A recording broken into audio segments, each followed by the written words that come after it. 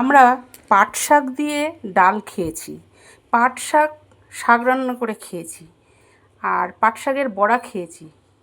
কিন্তু আমরা কি কখনো পাট শাক দিয়ে রুই মাছের ঝোল খেয়েছি? না, পাট শাক দিয়ে রুই মাছের ঝোল খাইনি। কিন্তু আমি আজকে করব পাট শাক দিয়ে রুই মাছের ঝোল। তা চলো কিভাবে কি করছি দেখাই তোমাদের। দেখো, রুই মাছগুলোকে আমি ভেজে রেখেছি, এদিকে আলুও ভেজে রেখেছি। এবার তেল আমার গরম হয়ে গেছে। এবার তেলে আমি দিয়ে দিচ্ছি কালো জিরে ফোড়ন আর একটা শুকনো লঙ্কা। এবার দিয়ে দেব পেঁয়াজ। শুকনো লঙ্কাটাকে একটু নেড়ে নিলাম, নেড়ে নিয়ে এবার দিয়ে দিচ্ছি পেঁয়াজ কুচি দিয়ে দিলাম। এবার পেঁয়াজ কুচিটাকে ভালো করে লাল লাল করে ভাজা করে নেব। আর একটু দিয়ে দিলাম পেঁয়াজ কুচিটাকে ভালোভাবে লাল করে ভেজে নিয়ে ফিরে আসছি পরবর্তী স্টেপে। পেঁয়াজ কুচিটাকে ভেজে নিয়েছি, ভাজা হয়ে গেছে আমার লাল লাল করে। এবার দিয়ে দিচ্ছি আদা আর রসুন গ্রেট করে রাখা, সেটা দিয়ে দিচ্ছি। এটা পেস্ট করেও নিতে পারো তোমরা, আমি গ্রেট করে নিয়েছি। এক ফোঁটা আদা রসুন তো আর পেস্ট করতে অসুবিধা হয়, ওর জন্যে আমি একটুখানি হাতের যে গ্রেটারটা আছে ওই গ্রেটার দিয়ে গ্রেট করে নিয়েছি। এবার আদা রসুনটা পেঁয়াজের সঙ্গে খানিকক্ষণ নেড়ে নেব।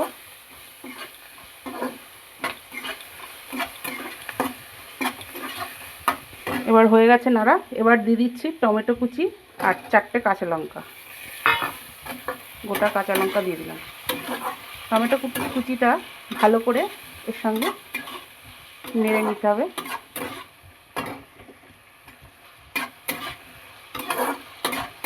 টমেটো কুচিটা নাড়তে নাড়তে আমি দিয়ে দেবো নুন পরিমাণ মতো। এবার দেবো হলুদ,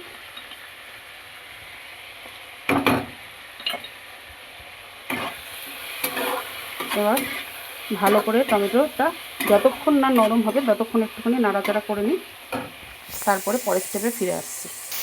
টমেটোটা আমার নাড়া হয়ে গেছে, কষানো হয়ে গেছে। এবার আমি দিয়ে দিচ্ছি ধনের গুঁড়ো অল্প, দিয়ে দিচ্ছি জিরের গুঁড়ো, সেটাও সামান্য। এবার দিয়ে দিচ্ছি কাঁচা লঙ্কা পেস্ট। এবার আবার একটুখানি কষিয়ে নিচ্ছি সব মশলার সাথে। একটু সামান্য জল দেব, জল দিয়ে একটু কষাবো, নাহলে মশলাটা পুড়ে যাওয়ার চান্স আছে, পুড়ে যেতে পারে।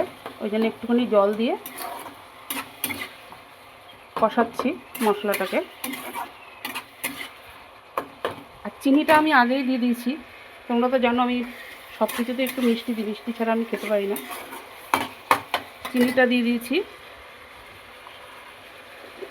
এবার একটু কষিয়ে নিই, কষিয়ে নিয়ে তারপরে পরবর্তী স্টেপটা দেখাচ্ছি। মশলাটা আমার কষানো হয়ে গেছে। এবার আমি পাট শাকগুলো দিয়ে দিচ্ছি। দেখো, পাট শাকগুলো খুব কচি বলে আমি একটু নরম ডাঁট শুদ্ধ রেখে দিয়েছি। পাট শাকগুলো এবার দিয়ে দিচ্ছি আমি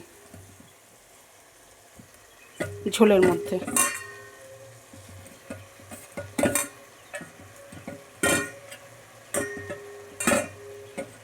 এবার পাট শাকটা দিয়ে মশলার সাথে ভালোভাবে কষিয়ে নিতে হবে।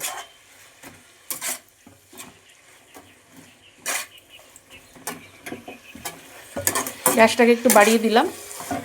এবার ভালো করে কষিয়ে নিয়ে তারপরে আমি আলুটা দেব।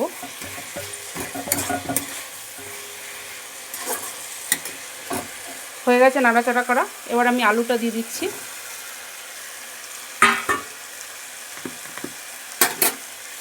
আলুটার সাথে পাট শাকের সাথে একসঙ্গে কষাবো।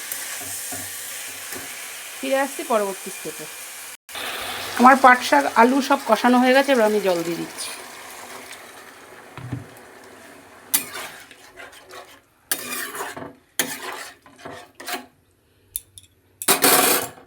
আর একটু জল দিয়ে দিচ্ছি। এবার কড়াইটাকে ঢেকে দেবো। ঝোলটা 5 মিনিট পরে দেখবো, ফুটে উঠলে পরে মাছটা দেব।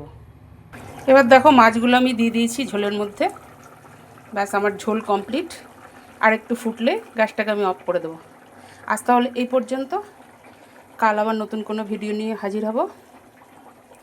তোমরা, আমার তো মনে হয় পাট শাক দিয়ে রুই মাছের ঝোল কেউ খাওনি, তা তোমরা একবার করে খেয়ে দেখো, দারুণ লাগে খেতে। কাল আবার নতুন কোনো ভিডিও নিয়ে তাহলে হাজির হব। আজকের মতো টাটা, বাই বাই। সবার শেষে বলি, তোমরা সবাই সুস্থ থেকো, ভালো থেকো, সাবধানে থেকো।